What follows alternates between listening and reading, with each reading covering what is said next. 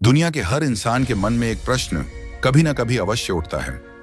मृत्यु के बाद क्या होता है?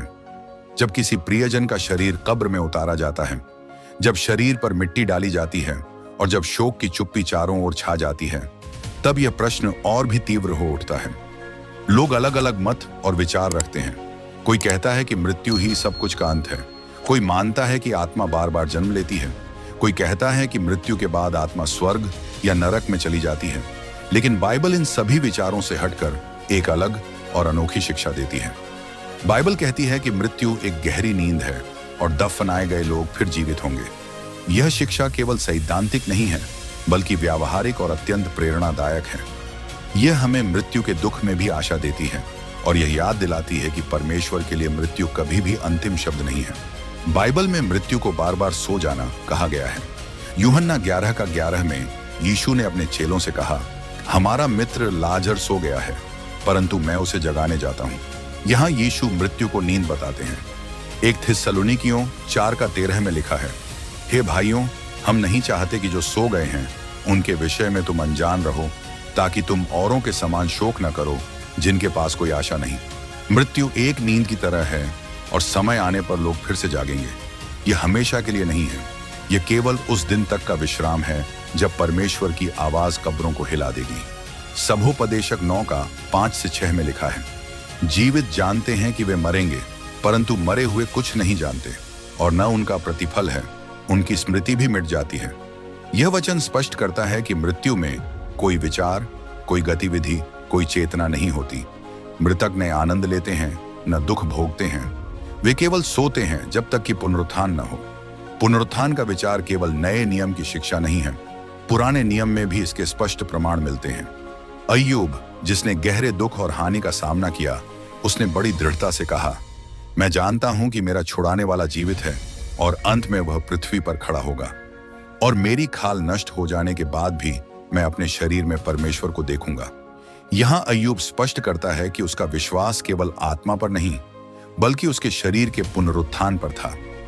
यशायाह 26:19 में लिखा है, तेरे मरे हुए जीवित होंगे, मेरे मरे हुए उठ खड़े होंगे। हे मिट्टी में पड़े हुओ, जागो और जय जयकार करो। यशायाह स्पष्ट रूप से मृतकों के उठने की बात करता है। दानियेल 12:2 में लिखा है, और जो भूमि के नीचे सोए रहेंगे उनमें से बहुत से लोग जाग उठेंगे, कितने तो सदा के जीवन के लिए और कितने अपनी नाम धराई और सदा तक अत्यंत घिनौने ठहरने के लिए। यह वचन दो प्रकार के पुनरुत्थान की बात करता है, एक अनंत जीवन के लिए और दूसरा दंड के लिए। यीशु केवल पुनरुत्थान का संदेश ही नहीं देते, बल्कि स्वयं पुनरुत्थान का जीवित प्रमाण है। यूहन्ना 11:25-26 में लिखा है, पुनरुत्थान और जीवन मैं ही हूं, जो मुझ पर विश्वास करता है वह यदि मर भी जाए तो भी जीवित रहेगा। यहां यीशु न केवल आशा देते हैं, बल्कि स्वयं को पुनरुत्थान का स्रोत बताते हैं। यीशु का तीसरे दिन मृतकों में से जी उठना मानव इतिहास की सबसे महान घटना है। 1 कुरिन्थियों 15:20 कहता है, परंतु अब मसीह मृतकों में से जी उठे हैं और सोए हुओं में से पहला फल बने हैं। इसका अर्थ यह है कि जैसे मसीह जी उठे, वैसे ही उस पर विश्वास करने वाले भी जी उठेंगे। जब यीशु ने लाजर को 4 दिन की कब्र से जीवित किया, तब उन्होंने यह सिद्ध किया कि मृत्यु उनके लिए कोई रुकावट नहीं है। यह घटना भविष्य के महान पुनरुत्थान का पूर्वाभ्यास है। 1 कुरिन्थियों 15:51-52 में लिखा है, देखो, मैं तुमसे भेद की बात कहता हूं कि हम सब तो नहीं सोएंगे, परंतु सब बदल जाएंगे, और यह क्षण भर में पलक मारते ही अंतिम तुरही फूंकते ही होगा, क्योंकि तुरही फूंकी जाएगी और मुर्दे अविनाशी दशा में उठाए जाएंगे और हम बदल जाएंगे। यहां अंतिम तुरही का उल्लेख है, जब सभी विश्वासियों को नया अविनाशी शरीर मिलेगा। 1 थिस्सलुनीकियों 4:16-17 में लिखा है, क्योंकि आप ही प्रभु स्वर्ग से उतरेगा, और जो मसीह में मरे हैं वे पहले जी उठेंगे। इस वचन में पुनरुत्थान का समय और तरीका बताया गया है। यह कोई गुप्त घटना नहीं होगी, बल्कि तुरही की ध्वनि के साथ सबके सामने घटेगी। विश्वासियों का पुनरुत्थान अनंत जीवन और महिमा के लिए है। वे अविनाशी शरीर पाएंगे, वे सदा प्रभु के साथ रहेंगे। पुनरुत्थान केवल जीवन के लिए नहीं, बल्कि न्याय के लिए भी है। यूहन्ना 5:29 में लिखा है, जो भलाई करने वाले हैं वे जीवन के लिए पुनरुत्थान पाएंगे, और जो बुराई करने वाले हैं वे दंड के लिए। जब हम बाइबल के दृष्टिकोण से मृत्यु को देखते हैं तो कब्र निराशा का नहीं बल्कि आशा का प्रतीक बन जाती है। एक किसान जब बीज बोता है तो वह जानता है कि बीज मिट्टी में छिप जाएगा, परंतु समय आने पर उसमें नया जीवन फूटेगा। इसी प्रकार दफनाए गए लोग भी मिट्टी में सोते हैं, परंतु मसीह की आवाज पर वे जीवित होंगे। यह शिक्षा केवल भविष्य के लिए नहीं है बल्कि आज हमारे जीवन को भी दिशा देती है। यह हमें मृत्यु से डरने के बजाय विश्वास में जीने की प्रेरणा देती है। यह हमें स्मरण कराती है कि अनंत जीवन का पुनरुत्थान केवल उन लोगों के लिए है जो यीशु पर विश्वास करते हैं। यह हमें तैयार रहने के लिए बुलाती है क्योंकि पुनरुत्थान का दिन निश्चित है। मृत्यु अंत नहीं है, कब्र अंतिम ठिकाना नहीं है। बाइबल हमें यह महान आशा देती है कि एक दिन परमेश्वर की आवाज गूंजेगी, तुरही बजेगी और दफनाए गए लोग फिर जीवित होंगे। इसलिए जब भी हम कब्र के सामने खड़े हों तो हमें निराश होने की जरूरत नहीं है बल्कि विश्वास से कहना चाहिए, हे मृत्यु तेरा डंक कहाँ, हे कब्र तेरी जीत कहाँ। जब हम मृत्यु और पुनरुत्थान की बात करते हैं तो यह केवल एक धार्मिक विचार नहीं है बल्कि मानव जीवन की सबसे बड़ी और गहन आवश्यकता है। हर व्यक्ति, चाहे वह किसी भी जाति, भाषा या संस्कृति से क्यों ना हो, अपने भीतर इस प्रश्न का उत्तर ढूंढता है कि क्या मृत्यु सब कुछ समाप्त कर देती है या क्या इसके परे भी कोई आशा है। यह प्रश्न विशेषकर तब और भी अधिक तीव्र हो उठता है जब कोई अपना प्रियजन मृत्यु के हाथों चला जाता है और हमें कब्र के सामने खड़े होकर अपने ही भीतर यह संघर्ष करना पड़ता है कि क्या यह अंतिम विदाई है या एक अस्थायी जुदाई। बाइबल इस प्रश्न का एक अत्यंत सुंदर और प्रेरणादायक उत्तर देती है और वह यह है कि मृत्यु अंत नहीं है बल्कि केवल एक नींद है, एक विश्राम है, और जो दफनाए गए हैं वे एक दिन फिर जीवित होंगे। यही आशा हमें मृत्यु के अंधकार में भी प्रकाश दिखाती है। बाइबल सिखाती है कि पुनरुत्थान का स्वरूप साधारण नहीं होगा। यह केवल एक मृत शरीर का उठना नहीं होगा बल्कि यह एक महिमामय परिवर्तन होगा। पौलुस एक कुरिन्थियों 15 में लिखता है कि जो शरीर बोया जाता है वह नाशमान होता है और जो जी उठता है वह अविनाशी होता है। जो अपमान में बोया जाता है वह महिमा में जी उठता है। इसका अर्थ यह है कि जो शरीर हम इस जीवन में धारण किए हुए हैं वह कमजोरी, बीमारी, वृद्धावस्था और अंततः मृत्यु के अधीन है, परंतु जब पुनरुत्थान का दिन आएगा तब परमेश्वर हमें ऐसा शरीर देगा जो कभी नाश नहीं होगा, जो कभी बीमार नहीं होगा, जो पाप और कमजोरी से पूर्णतः मुक्त होगा। वह शरीर उसी के समान होगा जैसा यीशु मसीह का पुनरुत्थान के बाद का शरीर था। फिलिप्पियों 3:20-21 कहता है कि मसीह हमारी नीच दशा के शरीर को बदलकर अपने महिमावान शरीर के समान बना देगा। यह प्रतिज्ञा हमारे भीतर ऐसी आशा जगाती है जो हमें मृत्यु से डरने के बजाय भविष्य की ओर विश्वास के साथ देखने को प्रेरित करती है। लेकिन बाइबल हमें यह भी बताती है कि पुनरुत्थान केवल एक ही प्रकार का नहीं होगा। यूहन्ना 5:28-29 में यीशु स्वयं कहते हैं कि कब्रों में पड़े हुए सब लोग उसकी आवाज सुनेंगे और बाहर आएंगे, लेकिन उनके गंतव्य अलग अलग होंगे। कुछ जीवन के पुनरुत्थान के लिए और कुछ दंड के पुनरुत्थान के लिए। इसका अर्थ यह है कि हर इंसान एक दिन कब्र से बाहर आएगा, परंतु उसके भाग्य का निर्णय इस जीवन में उसकी आस्था और उसके कर्मों पर निर्भर करेगा। जो मसीह पर विश्वास करते हैं और भलाई में चलते हैं वे अनंत जीवन के लिए उठेंगे, लेकिन जो अविश्वास और बुराई की राह पर चलते हैं वे न्याय और दंड का सामना करेंगे। यह शिक्षा हमें बहुत गंभीरता से सोचने के लिए प्रेरित करती है कि हम किस प्रकार का जीवन जी रहे हैं और किस पुनरुत्थान का भागी बनना चाहते हैं। प्रकाशित वाक्य 20:11-12 हमें महान सफेद सिंहासन के न्याय का दृश्य दिखाता है, जहां बड़े और छोटे सभी मरे हुए परमेश्वर के सामने खड़े होंगे।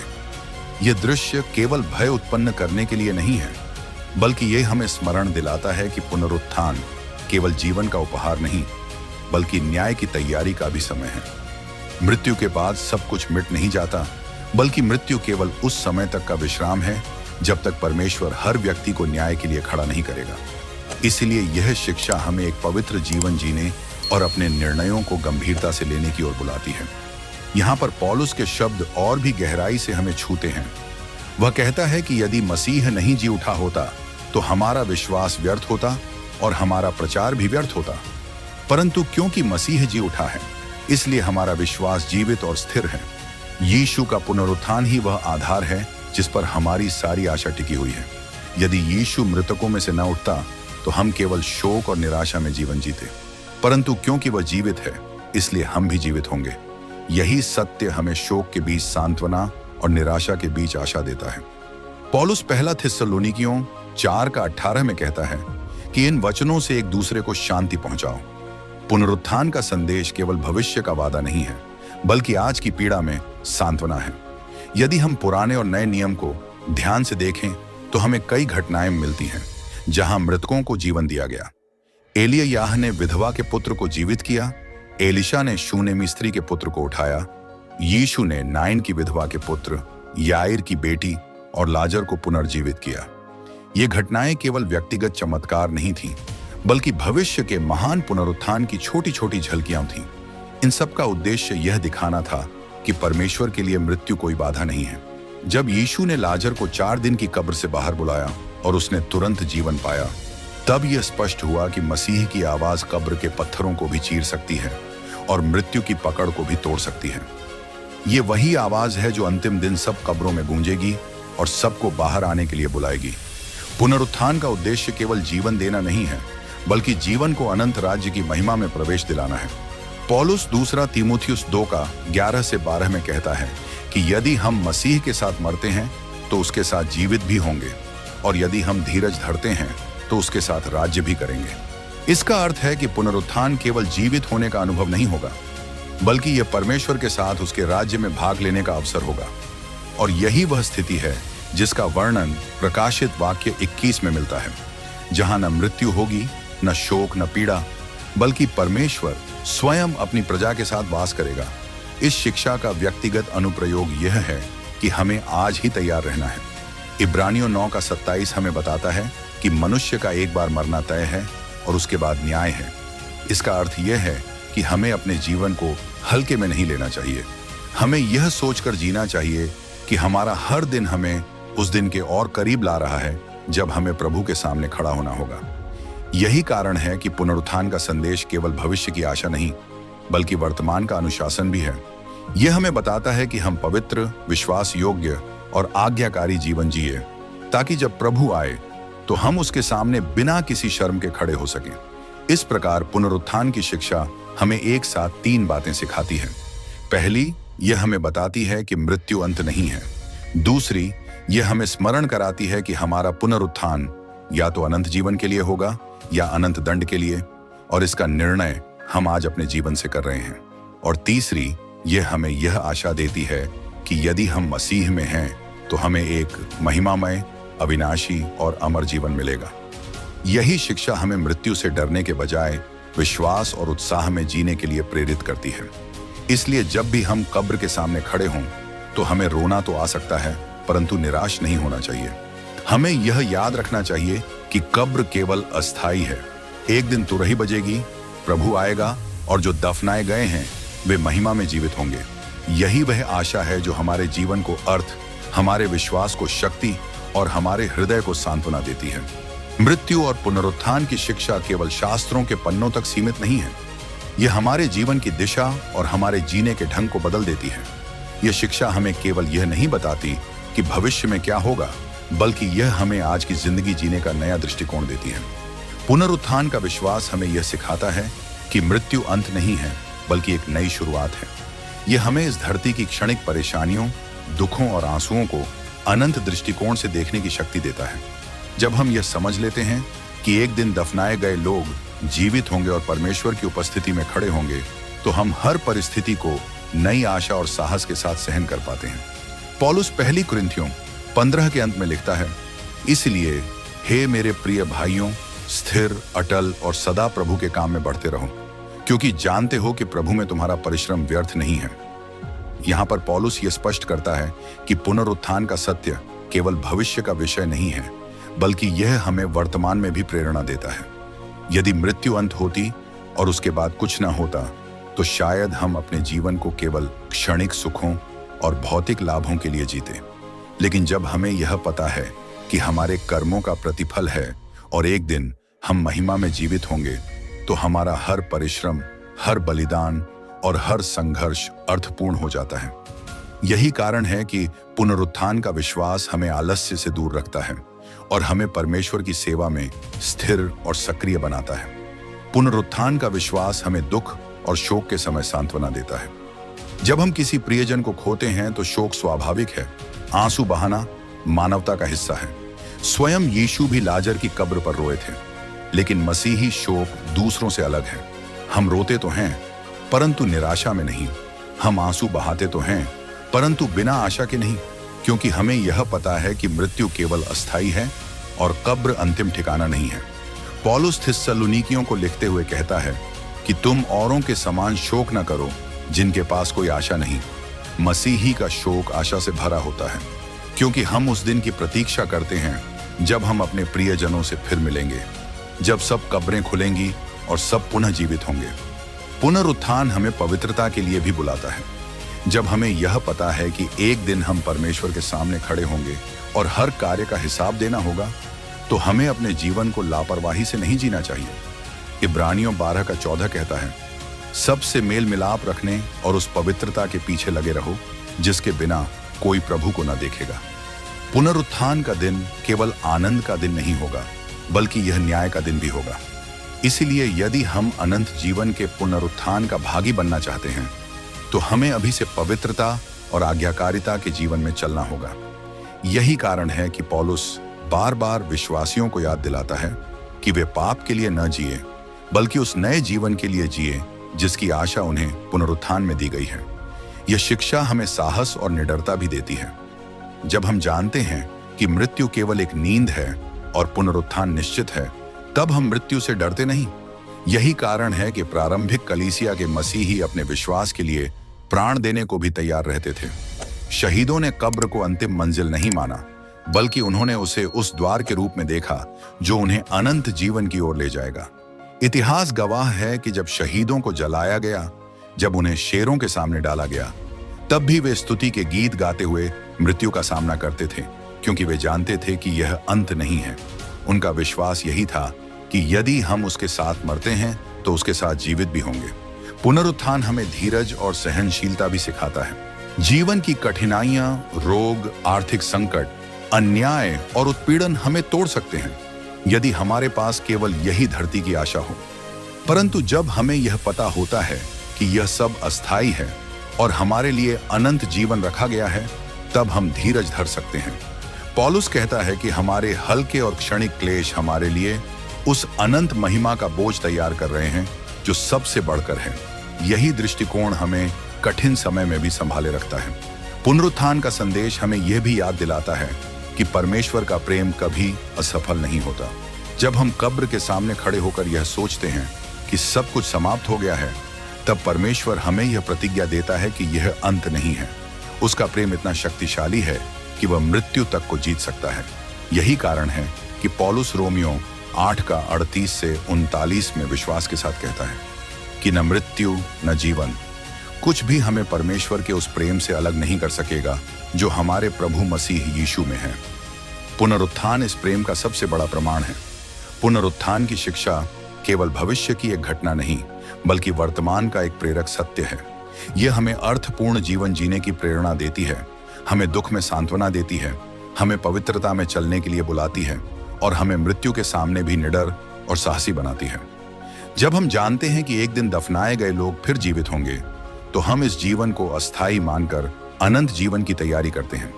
इसलिए जब हम कब्रिस्तान से होकर गुजरें, तो हमें भय या निराशा से नहीं भरना चाहिए, बल्कि हमें यह याद करना चाहिए कि ये कब्रें खाली होने वाली हैं। ये मिट्टी का ढेला केवल थोड़े समय के लिए शरीर को ढक रहा है। एक दिन तुरही बजेगी, प्रभु आएगा और हर कब्र से जीवन फूटेगा। यही वह दिन होगा जब आंसू पोंछ दिए जाएंगे, जब दुख समाप्त हो जाएगा और जब हम अपने उद्धारकर्ता को आमने सामने देखेंगे। अगर इस वीडियो ने आपके दिल की गहराइयों को छू लिया है, तो इसे अपने परिवार और मित्रों के साथ अवश्य बांटें, क्योंकि आपकी एक छोटी सी साझेदारी किसी के जीवन को हमेशा के लिए बदल सकती है। हमारे चैनल बाइबल ट्यूब को सब्सक्राइब करें ताकि परमेश्वर का जीवित वचन हर घर में, हर आत्मा तक पहुंचे और नया जीवन दे। प्रभु आपके और आपके पूरे परिवार को अपनी असीम कृपा और आशीषों से भर दें। जय मसीह की।